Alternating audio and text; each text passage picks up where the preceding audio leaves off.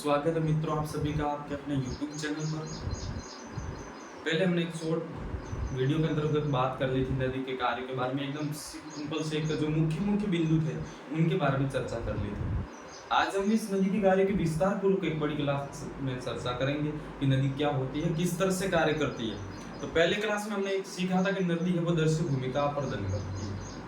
ठीक है दोस्तों, कि दर्शक भूमिका प्रदान किस प्रकार करती है, यानी कि नदी जब चलती है, जहां से होकर चलती है, जहां से होकर उसका मार्ग है, तो जो हमें दिखती है भूमि जहां से होकर नदी चलती है, वहां से वो जो भूमि का कटाव करती है उसको कहते हैं नदी का अप्रदन। और जिस मिट्टी या भूमि का कटाव किया उसे आगे चलकर वो जमा करेगी उसे कहेंगे निक्षेपण। तो नदी के द्वारा ये दो मुख्य क्रियाएं होती है। कौन सी? अपर्दन और निक्षेपण की दो मुख्य क्रियाएं नदी के द्वारा होती है। ठीक है, अब हम एक विस्तार चित्र के माध्यम से समझने का इसका प्रयास करेंगे। जैसे कि कोई मान लो ये एकदम खड़ा डाल, ठीक,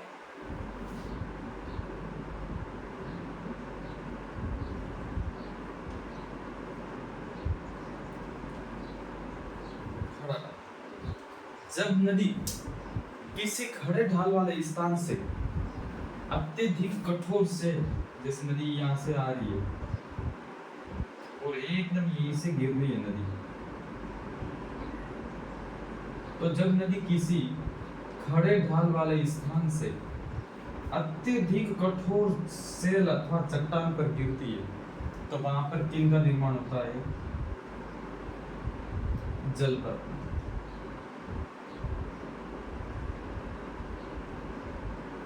एकदम सिंपल सी परिभाषा है कि जब नदी किसी खड़े ढाल वाले स्थान से, एकदम खड़ा ढाल है, ठीक है, एक हल्का ढाल होता है, ठीक है, तो जब नदी किसी खड़े ढाल वाले, एकदम खड़ा ढाल है, ठीक है, तो जब नदी किसी खड़े ढाल वाले स्थान से अत्यधिक कठोर सेल का होता है चट्टान, तो जब नदी किसी खड़े ढाल वाले स्थान से अत्यधिक कठोर सेल अथवा चट्टान पर गिरती है जिससे किनका निर्माण होता है?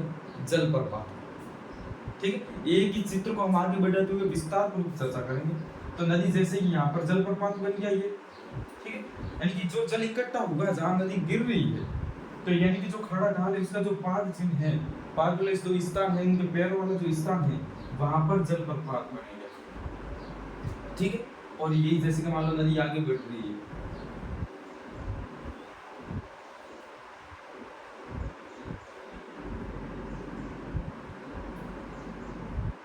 ये पानी आगे बढ़, तो नदी जब मैदानी क्षेत्रों में प्रवेश करती है, नदी ने जैसे ये मैदानी क्षेत्र में प्रवेश कर लिया आगे, तो नदी जब मैदानी क्षेत्रों में प्रवेश करती है तो वो मोड़दार मार्ग में बहने लगती है। आपने भी नदी कहीं पे देखी होगी, जब नदी मैदानी क्षेत्र में प्रवेश करती है तो वो साफ की तरफ बहती है, ठीक है, यानी कि वो बड़े मोड़ों में बहती है, यानी कि यहाँ से पानी इधर आ रहा है, थोड़ा फिर वापस उधर मुड़ेगा, ऐसे मुड़ती हुई एकदम सीधी नहीं चलती है। ठीक है, तो जब नदी मैदानी क्षेत्र में प्रवेश करती है तो वो मोड़दार मार्ग में बहती है, और जो नदी के ये बड़े जो मोड़ होते हैं, ये जो मोड़ है, ये जो मोड़ है, इन मोड़ों को कहा जाता है विसर्प, यानी कि सर्प के आकार में चलती है, इसीलिए इसका नाम क्या हो गया? विसर्प। नदी जब मैदानी क्षेत्रों में प्रवेश करती है तो वो मोड़दार मार्ग में बहने लगती है, और नदी के इन्हीं बड़े मोड़ों को क्या कहा जाता है? विसर्प कहा जाता है। ठीक है, जलप्रपात की परिभाषा आगे समझ में कि जब नदी किसी खड़े ढाल वाले स्थान से अत्यधिक कठोर सेल अथवा चट्टान पर गिरती है जिससे जलप्रपात का निर्माण होता है।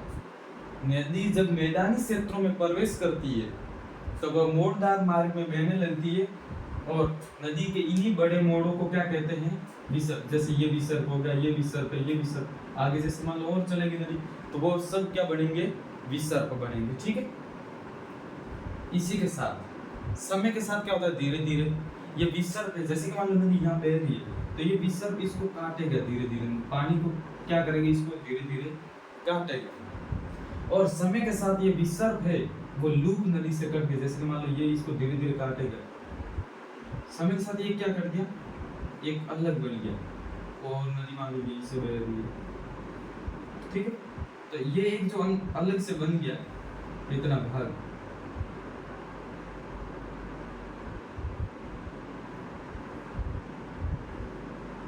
ठीक, ये जो भाग बन गया एक झील के आकार का बनता है, ठीक है। तो समय के साथ ये विसर्ग जो होते हैं वो क्या है, लूप नदी से कट जाते हैं, जो मुख्य नदी है उनसे क्या हो जाते हैं, कट, यानी कि ये से कट गई नदी, यहाँ से कट गई और नदी ने अपना रास्ता यहाँ कर लिया। तो समय के साथ विसर्ग होते हैं वो लूप नदी से क्या, विसर्ग के जो लूप हैं वो नदी से क्या हो जाते हैं, कट जाते हैं, मुख्य नदी से अलग हो जाते हैं और अलग से एक सुंदर झील का निर्माण करते हैं और इस सुंदर झील को क्या कहते हैं, चाप झील। क्या कहा जाता है, चाप झील, ठीक है। जो ये सुंदर अलग से एक झील बनी, विसर्ग होते वो समय के साथ लूप नदी से कट गई और एक अलग से सुंदर झील का निर्माण करते हैं जिसे क्या कहा जाता है, चाप झील, ठीक है। और फिर क्या होता है, अगले को बिंदु था ना जो क्या था, बाढ़। कि बाढ़ क्या होती है, कि जैसे ही मान लो अगर बारिश वगैरह ज्यादा है, नदी के अंदर पानी की मात्रा बढ़ गई, ठीक है, नदी है उसके अंदर पानी की मात्रा क्या हो जाती है, बढ़ जाती है। तो नदी के अंदर जब पानी की मात्रा बढ़ जाती है तो वो अपने तटों से क्या है, पार फैल जाती है। इसका पानी जैसे कि मान लो तट यहाँ है, इसके तट का मतलब होता है किनारा, ये क्या है, तट, तट का मतलब होता है किनारा।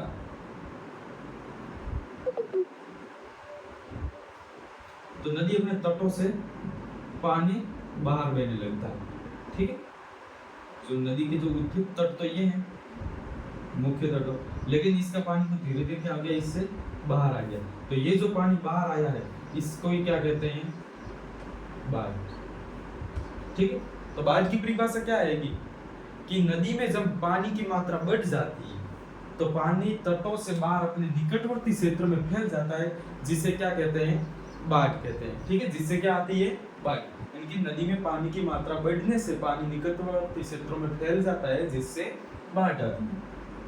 फिर देखो क्या होता है कि नदी जैसे मान लो यहाँ से रवाना हो गई थी तो यहाँ पर जो भी भूमि, नदी भूमि पर बहती है, पृथ्वी पर धरती पर ही बहती है ना, तो जहां से होकर गई है वहां से अपने साथ कुछ मिट्टी का कटाव कर ले, जैसे यहाँ पर ये मिट्टी का कटाव करके ले आती, तो अपने साथ जो भी मिट्टी का कटाव करके ले आएगी वो जब यहाँ पर पानी फैलेगी तो पानी यहाँ पर प्रवाह धीमा हो जाता है, क्योंकि पानी फैल जाता है तो स्पीड से नहीं चलता है, क्योंकि उनका प्रेशर या दाब इतना नहीं होता है, जिसके कारण अपने साथ जो भी उपजाऊ मलबा ले आइए, क्या उपजाऊ मलबा, ठीक है, उपजाऊ मलबा को या उपजाऊ मिट्टी को जो अपने साथ ले आए उसको यहीं पर क्या कर देते, वो निक्षेपित कर देते या जमा कर देते। यहाँ पर क्या हो जाता है, जिसका निक्षेपण, ठीक है। यहाँ से तो जो पहले क्रिया हुई थी वो क्या हुई थी, अपर्दन, यानी कि यहाँ से जो भूमि का कटाव हुआ है उस क्रिया को तो कहेंगे अपर्दन, और यहाँ पर जो जमा हो रही है उस क्रिया को कहेंगे निक्षेपण, ठीक है।